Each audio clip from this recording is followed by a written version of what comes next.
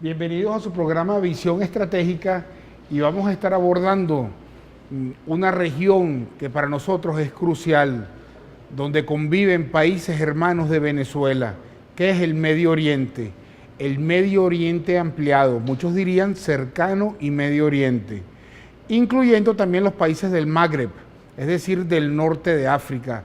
Son países con los cuales tenemos lazos culturales. Recordemos que los árabes estuvieron en gran parte de España durante varios siglos y nuestra cultura, el baño diario, por ejemplo, por nombrar algo, las matemáticas, fundamentos culturales de nuestro quehacer diario nos llegaron del mundo árabe. Hoy en día esta región se encuentra bajo ataque por sus importantes reservas petroleras, por el hecho de que países de la región pertenecen a la OPEP y ya esta organización, para los fines que se han propuesto a las compañías transnacionales, el poder tras bambalinas dentro del gobierno estadounidense, pues se oponen rotundamente a la continuidad de esta organización y generan estrategias para ponernos a pelear unos contra otros, como si este fuera la época de la apertura petrolera, en que pusieron a Venezuela a pelear con Arabia Saudita, precisamente los dos países que fundaron la OPEP, Juan Pablo Pérez Alfonso y Al-Tariki, el ministro de Petróleo de Arabia Saudita, que se reunieron primero en el Cairo de Nasser, ese gran héroe de la revolución egipcia y la revolución árabe, la visión del mundo árabe como una sola nación. En el año 59 Nasser hace el Congreso de Petróleo Árabe, invita a los dirigentes de las naciones con reservas, aún no teniendo Egipto ni petróleo ni hidrocarburos para la época, invita a los dirigentes de los países con reservas y productores para impulsar una visión nacionalista. Es decir, que la OPEP le debe mucho al presidente Nasser, y de eso va a estar hablando nuestro invitado el día de hoy, el doctor Raimundo Cacci. Entonces es importante tener la visión del Medio Oriente ampliado. Es toda esta zona del mundo donde, según este mapa, está Egipto, Irak, Arabia Saudita, Yemen, Omán, Jordania, incluyen a Turquía, el importante país de Qatar, Kuwait, Emiratos Árabes Unidos, y donde coincidencialmente están las grandes reservas de petróleo del mundo. El Medio Oriente, precisamente por su cantidad de recursos naturales, se ha convertido en una zona de conflicto, desde precisamente que Turquía, cuando estaba constituida como Imperio Otomano, tomó control de toda esta región, y a medida que el petróleo iba saliendo a la luz, recordemos que el primer pozo productor con carácter comercial fue en Pensilvania, Estados Unidos, en 1859, pero ya comenzando el siglo XX se sabía que todo lo que era el estamento militar, toda la tecnología iba a cambiar al petróleo. Si no se mecanizaban las Fuerzas Armadas, pues quedaban en retraso con respecto a otras Fuerzas Armadas que se adoptaban maquinaria en función de petróleo. Entonces, a medida que avanzaba el mundo y las grandes potencias se preparaban para la Primera Guerra Mundial, las antiguas colonias turcas, que es precisamente el mundo árabe, se convierten en un objetivo. Y ya después, uno de los resultados de la Primera Guerra Mundial es que el control de esta zona pasa de los turcos al Imperio Británico y al Imperio Francés, que se dividen a través del Tratado Sykes-Picot todo lo que es las antiguas colonias turcas, y generan el mapa geopolítico que ha perdurado hasta el día de hoy. Como podemos ver en la próxima lámina, tenemos también el Magreb, como veníamos hablando, constituido bajo una visión amplia por Libia, Argelia, Túnez, Marruecos y Mauritania, y el Sahara, la República Saharaui, que lucha por su independencia y son parte del mundo árabe. Muchos hablarían del Magreb y el Marrej. El Magreb hasta Libia y el Marrej la parte árabe, incluyendo Egipto, que corresponde al Medio Oriente. En la próxima lámina tenemos la división político-territorial actual del Medio Oriente. Arabia Saudita, que bajo la familia Saud, que actualmente detenta el poder en el reino de Arabia Saudita, ya en el año 26 toma las regiones de la Meca y Medina y lo que era un territorio mediterráneo, es decir, un territorio sin salida al mar, se va constituyendo en lo que es actualmente el reino de Arabia Saudita, el Estado-nación de Arabia Saudita, el mayor productor de petróleo dentro de la OPEP. Tiene una capacidad de producción que puede poner operativa en cualquier momento, es decir, produciendo 9 millones de barriles diarios, puede retomar fácilmente los 10 millones, entonces juega un papel crucial dentro de los 12 países que componen la Organización de Países Exportadores de Petróleo. Y qué casualidad que se habla de un tratado entre Estados Unidos y Arabia Saudita, lo cual nadie pone en duda porque en las negociaciones todo está permitido en función de los intereses nacionales, pero que lo saquen a la luz es lo extraño. Nos quieren poner a pelear como si fuera la etapa de la apertura petrolera, en que Venezuela era una colonia de factura estadounidense con sucursal europea. Hoy en día es diferente, somos un país independiente y las relaciones con Arabia Saudita son cruciales, así como el hermano pueblo de Irán. Y es por eso que Arabia Saudita e Irán mantienen conversaciones, porque saben los dos que son objetivos por sus grandes reservas de petróleo del imperialismo mundial, que por la caída, es decir, por cada 15 barriles producidos de petróleo solo se descubre uno, por la caída de las reservas que tienen las grandes compañías, en negociaciones entre el lobby petrolero internacional, el complejo militar industrial y el lobby israelí, por nombrar los más importantes, se diseña una política para un cambio geopolítico de concepción político-territorial en el Medio Oriente, en que los tres lobbies se benefician, pero donde lleva la batuta el lobby petrolero, que es el que opera más sigilosamente y el que tiene más entrada en un mundo intelectual que muchas veces, sin quererlo, termina respaldando las acciones muy inteligentemente llevadas por el lobby petrolero, porque no hay nada que les disguste más que se les vea como el origen de las políticas por el control de las reservas de petróleo en las que el gobierno de Estados Unidos es un instrumento, responde al gran capital. En el próximo segmento seguiremos abordando los temas relativos al Medio Oriente. Ya regresamos.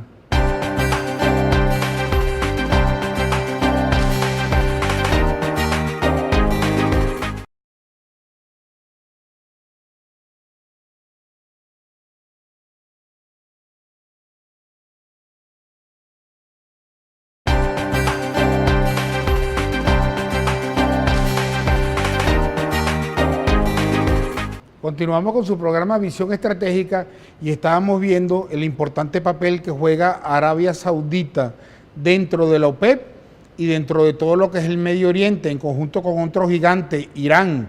Poca gente sabe que la traducción literal de Irán es tierra de arios, tribus arias que emigraron del sur del Cáucaso y fundaron lo que es hoy la República Islámica de Irán, una democracia teocrática, tiene su particularidad. Tenemos Irak con todo el desastre que se está viviendo por la intervención extranjera de grupos mercenarios formados por Occidente, igual que Siria, que se pretende vulnerar su soberanía. Tenemos Turquía, la antigua, una potencia regional y el antiguo imperio hegemónico hasta la Primera Guerra Mundial, Azerbaiyán, que perteneció a la Unión Soviética. Tenemos Jordania, recuérdense que estamos viendo el Medio Oriente ampliado, Omán, con una larga historia de colonización, sobre todo sobre el cuerno oriental de África, Yemen, que se habla que es el país más antiguo, uno de los países más antiguos dentro de la península arábica y que está en pleno conflicto, guerra civil, los hutíes. contra Al-Qaeda. Y bueno, Yemen estuvo dividido en dos países, uno una república y el otro terminó en una monarquía. Y hoy en día, bueno, hay una inestabilidad. Los Emiratos Árabes Unidos, los ricos Emiratos con Abu Dhabi, ese Emirato que es donde se encuentran las reservas de petróleo, Qatar, que hoy en día juega un papel fundamental dentro del Medio Oriente y que es el país con el ingreso per cápita más alto del mundo, Bahrein, donde hubo una intervención por parte de Arabia Saudita en busca de la estabilidad por todo ese conflicto que hay en esta zona, que por pertenecer al imperio persa, al imperio iraní, no son sunitas, sino un importante porcentaje de la población es chiita. Irak, la antigua Babilonia. Entre Irak y Turquía está la invención de la rueda que permitió los ataques contra Egipto, el famoso Egipto, el Cairo de Nasser, donde se hizo la reunión de 1959 de los países árabes exportadores de petróleo, Jordania, donde todavía gobierna un Hussein. Los Hussein eran los encargados de cuidar los lugares santos del Islam, la Meca y Medina, y a raíz de la toma por la familia Saud en el año 26 de estos territorios, los británicos los colocaron en Jordania, estuvieron también en una época en Siria y en Irak. Pero todo esto, lo de Irak terminó en una revolución en el año 58 con un grupo de militares progresistas, y Siria también fue barrida la monarquía porque no era bien vista por la potencia hegemónica para la época que era Francia, por tener una amplia influencia inglesa, el juego entre las grandes potencias. Entonces tenemos, imagínense, todo lo que Sudán, que está Sudán del Sur y el antiguo Sudán se dividió, precisamente el área sur donde están las reservas de petróleo, Turkmenistán, Uzbekistán, que tienen una amplia influencia aquí, ya esto es Asia Central, una amplia influencia turcómana en su composición étnica, en su idioma, Afganistán, Pakistán. Entonces tenemos el mar Caspio, a donde pretendieron llegar las tropas de Hitler para tomar los campos petroleros al norte del Caspio, de donde producía la Unión Soviética, y de acá, de Azerbaiyán, donde comienza dentro de lo que era la Rusia zarista la producción petrolera. Entonces tenemos una región fundamental y fíjense, la distancia con respecto a Europa es mínima. El mar Mediterráneo, el Mare Nostrum del Imperio Romano. Entonces tenemos una región bien interesante con una división político-territorial que viene de 1916 por la imposición que Francia e Inglaterra, las potencias triunfadoras en la Primera Guerra Mundial, le hacen al mundo árabe. Se les ofreció la unidad de todos los países árabes. Tendríamos una nación árabe, una nación persa, pero precisamente en aras de controlarlo fue dividido en diferentes países. En la próxima lámina tenemos la zona del Magreb, hablábamos de Túnez, Argelia, Libia, que está acá, que se está desmembrando, donde hasta gente que perteneció a Al-Qaeda hoy ocupa funciones de los diferentes gobiernos que hacen vida en este país destruido por Occidente. Y Marruecos y Mauritania y la República Saharaui, que lucha por su independencia, hablan árabe y también hablan castellano, producto de la colonización española. En la próxima lámina, esta es fundamental. Aquí podemos ver el mapa, uno de los mapas de orden político territorial que se le quiere imponer a la región. Ahora fíjense lo interesante. Dentro de estos planes, los tanques pensantes, que ya sabemos que son financiados por el lobby petrolero internacional, también por el complejo militar industrial, por el lobby israelí, principalmente, han diseñado, han puesto como objetivo, uno de los objetivos tácticos, la destrucción del Estado-nación de los países con reservas de petróleo y demás países que les interesen, para que no influyan, no tengan una influencia directa en las gigantescas reservas de petróleo de la región.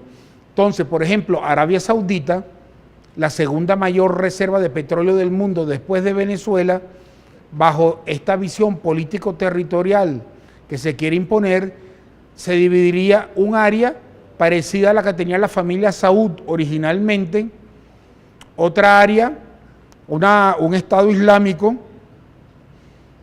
donde estaría la Meca, el sitio sagrado del Islam, y donde estuvieron los Hussein hasta 1926, se volvería a separar del Reino de Arabia Saudita, y la zona de mayoría chiita dentro de Arabia Saudita, que es eminentemente sunita, entraría a ser parte de la parte chiita con capital en Bagdad.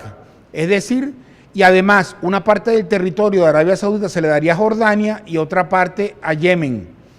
Entonces aquí tenemos el desmembramiento de la segunda reserva de petróleo más importante del mundo. Es por eso que las relaciones entre Estados Unidos y Arabia Saudita son sumamente complejas. Se negocian, ellos por supuesto negocian, todo el mundo negocia. Gracias a las negociaciones se evitan los conflictos directos.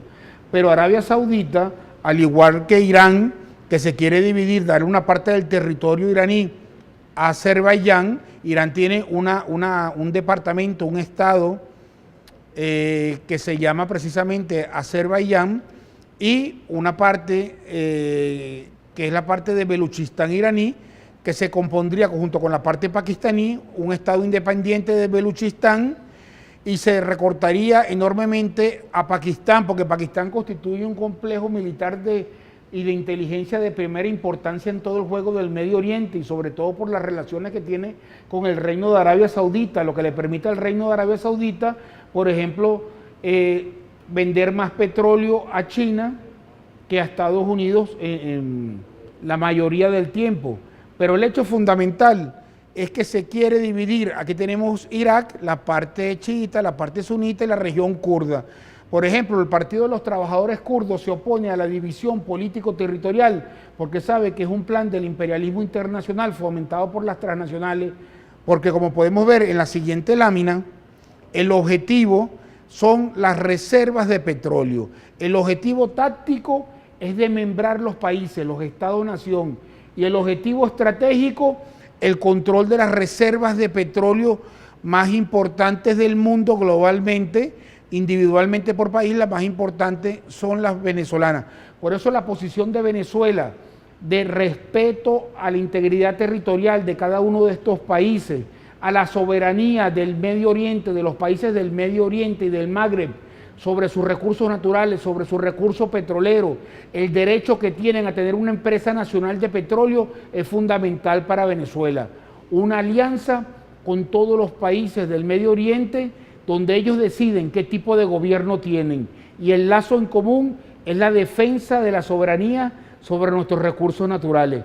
Muchas gracias por haber estado con nosotros en este segmento de Visión Estratégica, y ya regresamos con nuestro invitado del día de hoy, el doctor Raimundo Cachi, experto en todo esto del Medio Oriente.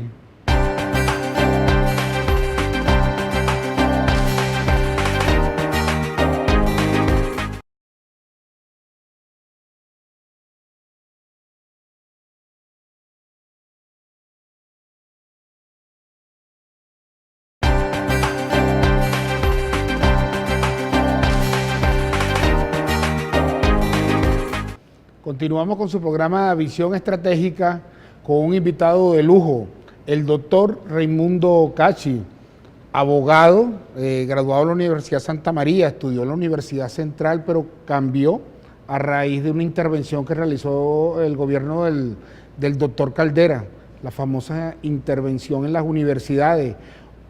Una persona de origen libanés, y un gran conocedor de toda la realidad del Medio Oriente, y además un defensor del gentilicio venezolano. Es decir, un puente entre la realidad árabe, la realidad del Medio Oriente y la realidad venezolana y de América Latina. Bienvenido. Muchas gracias, Fernando. De verdad es un lujo, un privilegio poder estar en un programa prestigioso como el tuyo, y con un hombre con el talento y los conocimientos en petróleo y en geopolítica internacional como tú. Gracias. Un placer para mí. Raimundo, tú me comentabas que tú conociste a ese gigante, Nasser, el padre del nacionalismo árabe. ¿Cómo fue eso? Si nos pudiera contar, por favor. Mire, exactamente hace 50 años, un mes de octubre de 1964, estuve de visita oficial siendo un joven, mozo, 23 años. Entonces fui invitado a conocer al presidente Nasser, a hacer una gira, pasé 10 días y de verdad fue un hombre excepcional, extraordinario. Casualmente, cuando yo hablo de Nasser, yo hablo del Chávez del Medio Oriente del siglo pasado o viceversa. Muchas veces hablando sobre Chávez digo que es el Nasser de América Latina del siglo XXI.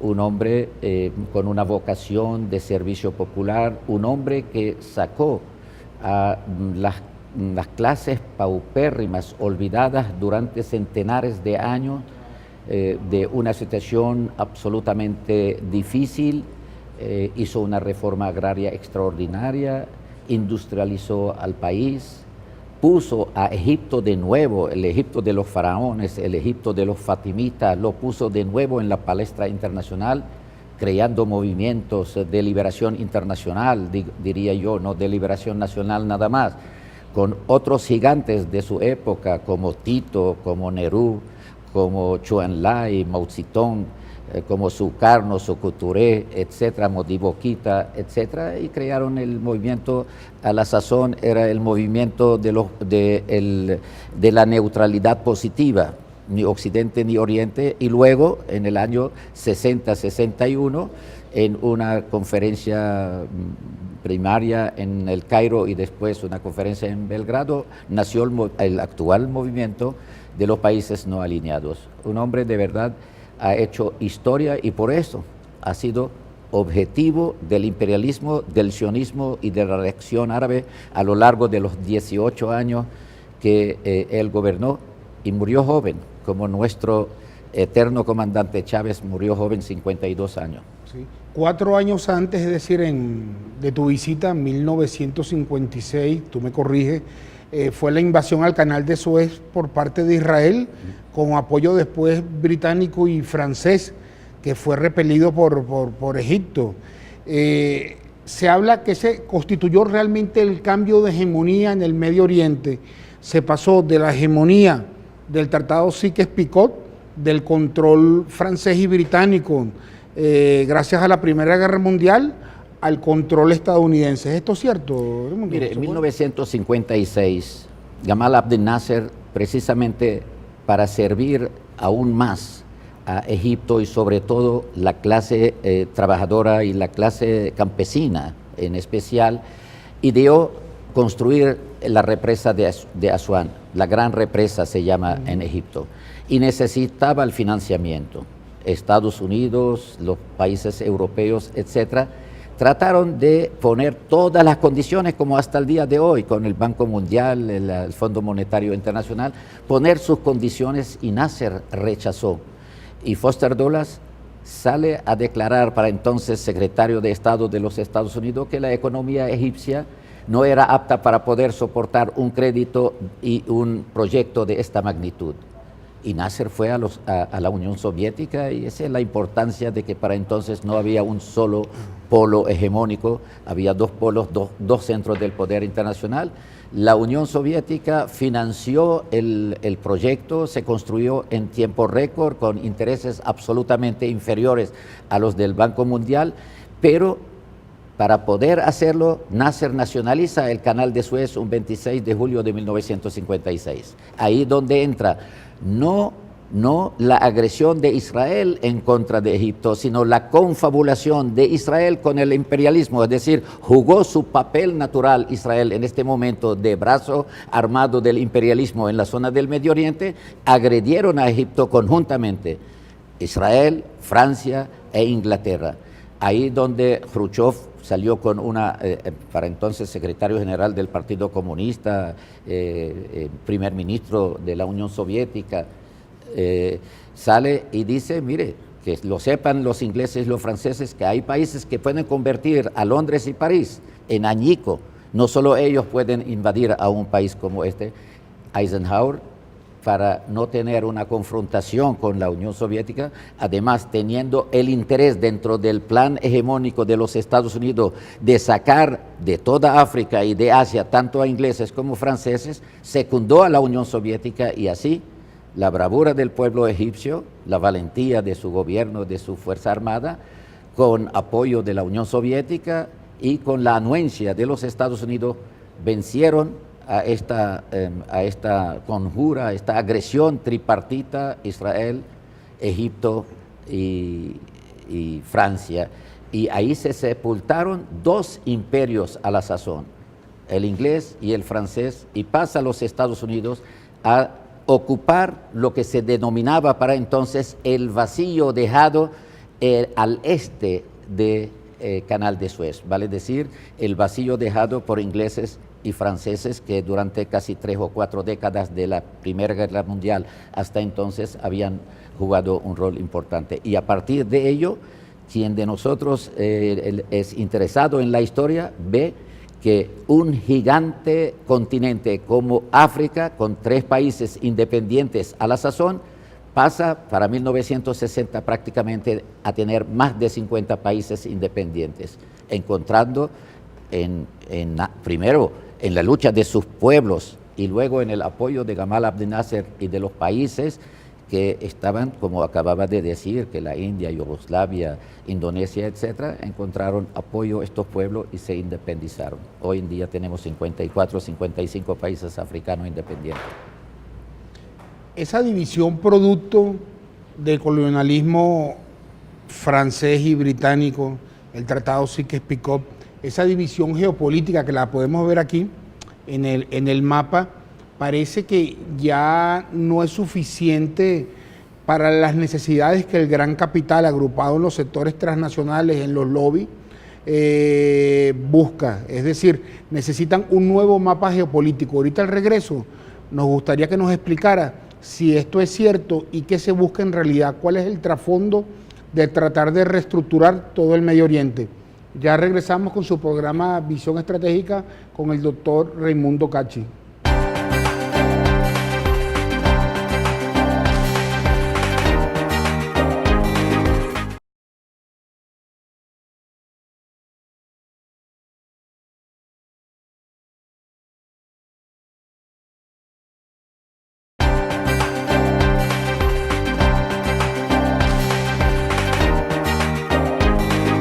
Continuamos con su programa Visión Estratégica y le preguntamos al doctor Raimundo Cacci esa nueva visión geopolítica que la potencia hegemónica tiene para el Medio Oriente. Se habla mucho de fracturar los Estados-nación tal cual como quedaron constituidos con el tratado que firmaron los ingleses y los franceses en 1916 y reconstituir todo el Medio Oriente, crear nuevos pequeños países, o sea, multiplicar el número de países. ¿Es esto cierto y qué se busca? Fernando, cuán importante tocar precisamente esta fecha histórica para el Medio Oriente, yo diría para el mundo entero.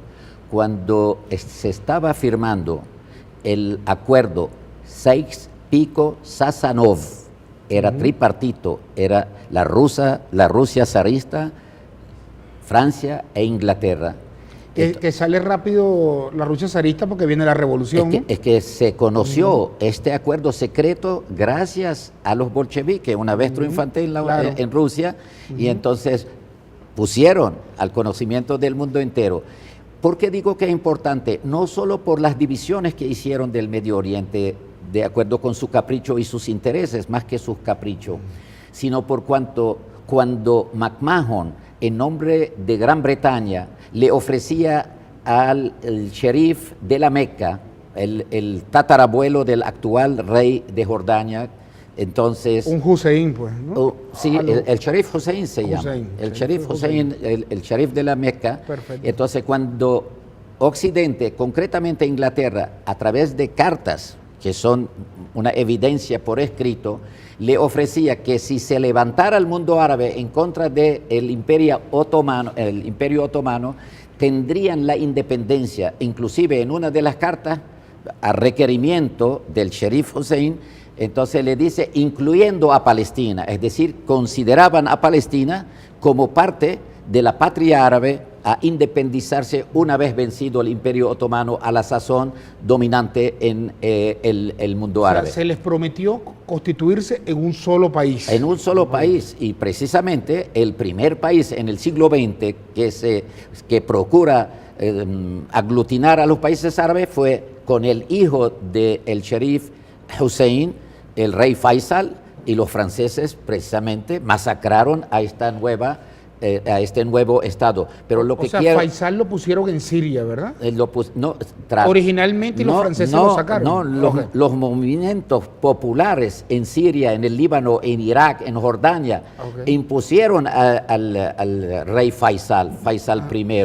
¿Okay? Entonces, sin embargo, los franceses, molestos porque consideraban de que esto no es lo que acordaron con los ingleses, entonces masacraron un kurdo, por cierto, un kurdo sirio, era el ministro de la defensa del rey Faisal, y lo mataron en una batalla muy famosa, la batalla de Maysalun. Pero lo que quiero decir que cuando McMahon ofrecía esto al Sharif Hussein, un año después, es decir, paralelo a esta oferta para los árabes, el señor Balfour, canciller de Gran Bretaña, en una carta que envía a un magnate judío,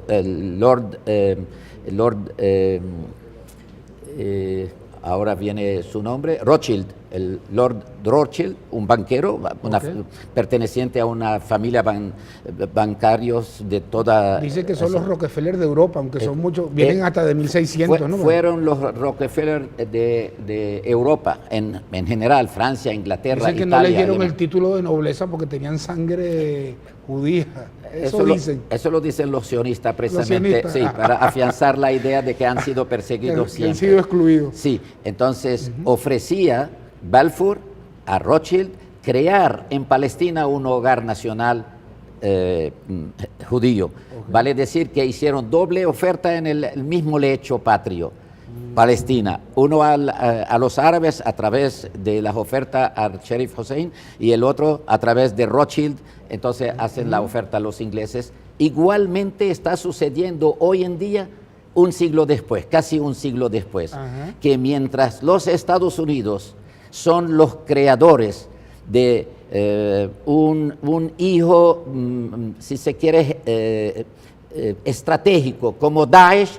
Dicen que están luchando contra Daesh en Irak, pero sí van a apoyar al Daesh de Siria, pero con un nombre nuevo, a la oposición moderada siria. ¿Cuál sería la traducción correcta de Daesh? Daesh quiere decir Daula Islamiyya lal-Iraq wa Suria.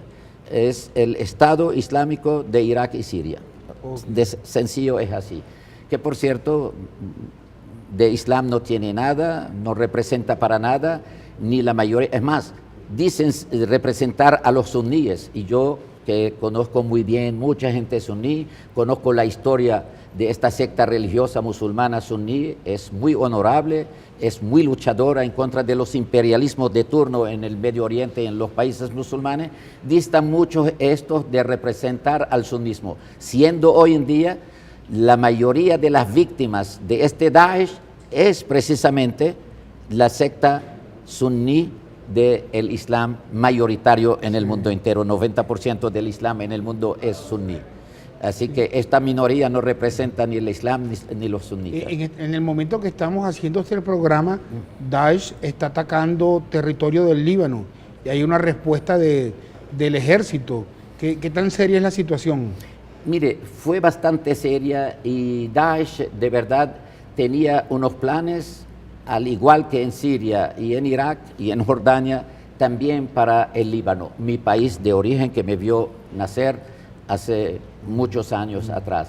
Entonces, y precisamente cercano a mi pueblo es una mayoría aplastante, 95% de sus habitantes somos cristianos y maronitas. Y sin embargo, pues tenían ese plan para el Líbano. El Líbano no pueden hacer de él como pretendían hacer, por múltiples razones.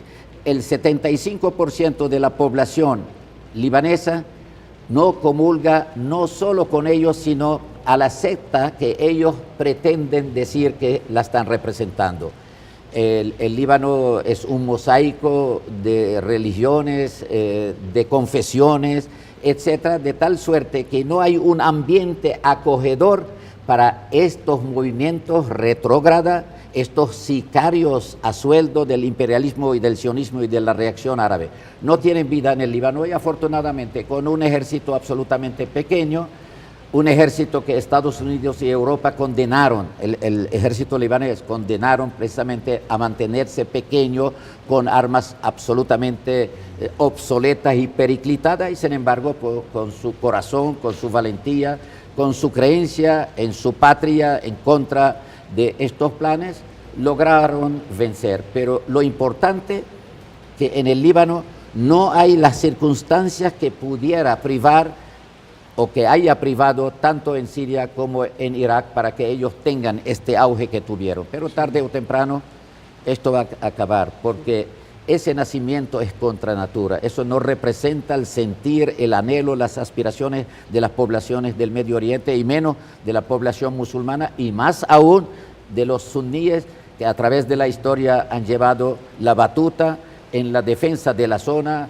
contra todas las invasiones que se ha conocido, y por cierto el Medio Oriente árabe conoció toda suerte de imperialismo a lo largo de su historia.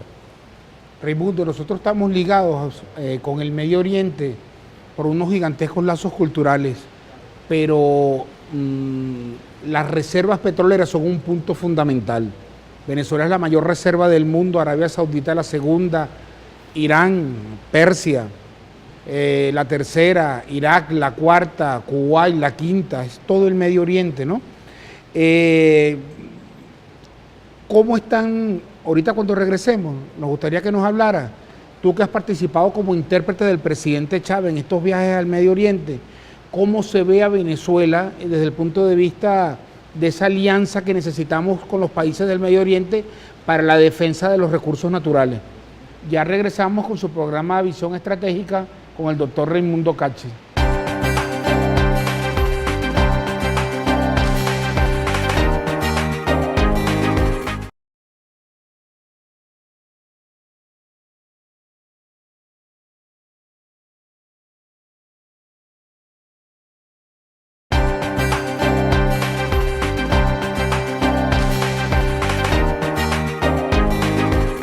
Continuamos con su programa Visión Estratégica y estábamos conversando en el interín que se da entre los segmentos sobre el papel de Nasser en la creación de la OPEP, pero vamos a dejar que sea Raimundo Cachi quien nos lo cuente, quien nos explique.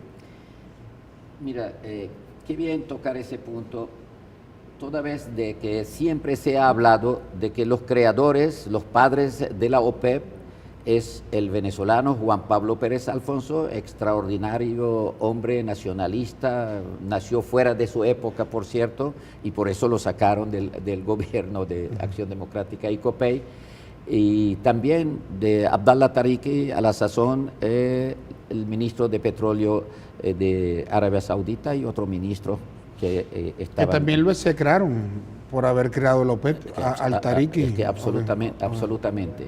Entonces, es cierto esto, que fueron los creadores materiales de Ezequiel, pero eso fue en septiembre de 1960, pero en 1959, en el Cairo del teniente coronel Gamal Abdel Nasser, se ideó se creó la idea de crear una organización que agrupara a los países importantes en la producción y exportación de petróleo y Venezuela, conjuntamente con Irán, vale decir Arabia Saudita, Irak, Kuwait, Irán y Venezuela. Pero fue en el Cairo, en el primer congreso, fue llamado el primer Congreso Petrolero Árabe, bajo el lema de que el petróleo de los árabes para los árabes. Entonces se concibió la idea y se materializó en 1960. Y no es obra del azar, hermano Fernando, de que otro teniente coronel, libertador como el anterior, como Gamal Abdel Nasser, Hugo Rafael Chávez Fría, en el año 2000 reflotó a una OPEP prácticamente en bancarrota, con lucha entre sus miembros, Arabia Saudita contra Libia, Irán contra Irak o Irak contra Irán, Irak contra Kuwait y así sucesivamente, y vino Chávez a crear de nuevo esta OPEP, a fortalecer la posición de los países de la OPEP para defender no solo el precio y no solo la producción, sino para hacer justicia a los países que producimos petróleo y exportamos petróleo y convertimos el petróleo en la columna vertebral de la economía internacional. Por eso que hay que rescatar la figura de ambos gigantes libertadores, Gamal Abdel Nasser y Hugo Rafael Chávez Fría, y por eso que tenemos de nuevo, por cierto, si uno es acucioso en ver las relaciones de los países de la OPEP, la producción, el precio, etcétera, se daría cuenta que hace falta la presencia o de un Gamal Abdel Nasser o de un Chávez para de nuevo rescatar a la OPEP de una conjura internacional que se teja contra sus intereses. Porque se está hablando a través de los medios de comunicación de un acuerdo entre Estados Unidos y Arabia Saudita para mantener el precio bajo del petróleo. En nuestra opinión, eso tiene por finalidad que durante las operaciones de orden militar como la que realiza el Estado Islámico, los mercenarios no ocasionen una subida en el precio del petróleo que pondría a la población europea y norteamericana en contra de estas maniobras. Pero nos parece también que se saca a la luz pública este acuerdo porque quieren perjudicar a Arabia Saudita, es decir, que el resto de los países de la OPEP vea en Arabia Saudita o algunos países un enemigo, y la OPEP tiene que estar junta. Hay que buscar todos los mecanismos diplomáticos de acercamiento posible, y lo peor que pudiera pasar es regresar a la época de los años 90, donde de manera alegre voceros comenzaban a hablar en contra de un país de la OPEP o contra otro país de la OPEP. ¿Cuál es tu opinión, por favor? Mire, no es obra del azar de que la OPEP, cuando estuvo moribundo antes de la llegada del gigante Chávez con la revolución bolivariana, había una guerra fratricida entre Arabia Saudita y Venezuela, el gobierno de Venezuela y el gobierno de Arabia Saudita. Que por cierto, los venezolanos nos acordamos muy bien de que a la sazón el presidente de la empresa petrolera venezolana, PDVSA, y el ministro de Energía y Minas, creo que se llamaba para entonces, y el presidente de la República hablaban de que no importaba el precio del petróleo, lo que importaba era el mercado. Razón por la cual, dentro de esta guerra, el barril petrolero, después de haber estado en los años 73, después de la agresión israelí contra los países árabes, llegó casi a martillar $43, bajó a $10 de promedio, y a la sazón, cuando llega Chávez al poder, estaba a $7 el barril petrolero. Bueno, de nuevo tenemos una circunstancia igual. Y qué bien, señalas algo bien interesante, que Estados Unidos y Europa no quieren hacer ver a su pueblo que pagan las aventuras de su gobierno en el Medio Oriente, porque es normal, como siempre ha sucedido, frente a una guerra en el Medio Oriente donde están involucrados países de producción y exportación petrolera, el precio repunta, que es normal en circunstancias de crisis, etcétera. Y sin embargo, el pueblo venezolano, el mundo entero se da cuenta que no obstante hay problema en un país como Irak, como un boicot contra Irán, un problema en Arabia Saudita, en Nigeria, en un país productor y exportador como Libia, etcétera, que el precio debe llegar a 150 por la medida chiquita. Si en circunstancias anteriores mucho más grave que esta, y llegó a 159 el barril petrolero, y sin embargo baja. Por esta razón, los pueblos de Estados Unidos, de Europa, no deben sentir la penuria de la aventura adelantada por sus países. Pero hay algo adicional a esto, Fernando, es tan importante como este argumento, y es que Estados Unidos, que aplicó unas sanciones en contra de un país gigante, como emergente por cierto, como Rusia, otro país hoy en día que es un país de valía geopolítica en el Medio Oriente como Irán, y un país que ha salido del patio trasero para estar en el terreno de la libertad y de la soberanía como Venezuela, Estados Unidos le interesa en este momento que bajen los precios petroleros para crear problemas sociales y económicos y financieros a estos tres gigantes que en el mundo se han levantado en contra de la hegemonía norteamericana y ponen en peligro a países como Europa y Estados Unidos que per se tienen problemas financieros, económicos, sociales. Digo sociales, ¿por qué? ¿Quién de nosotros pensaba que en una sociedad como la estadounidense puede haber 50 millones de pobres? ¿Quién puede pensar de que en un país como España, esa España resurgida después de Franco, hay 27% de desempleo? En Alemania, 6.000 productores y fabricantes, hombres de empresa, mandan una carta a la señora Merkel diciéndole, ¿qué está haciendo?